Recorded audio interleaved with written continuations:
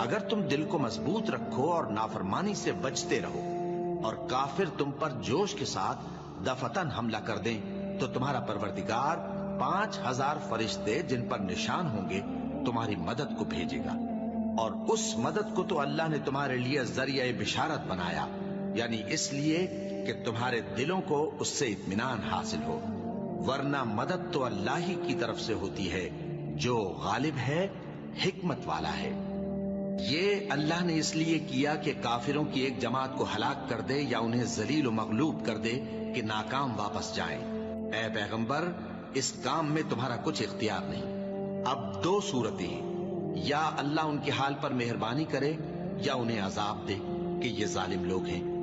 اور جو کچھ آسمانوں میں ہے اور جو کچھ زمین میں ہے سب اللہ ہی کا ہے، وہ جسے چاہے بخش دے اور جسے چاہے عذاب کرے، اور اللہ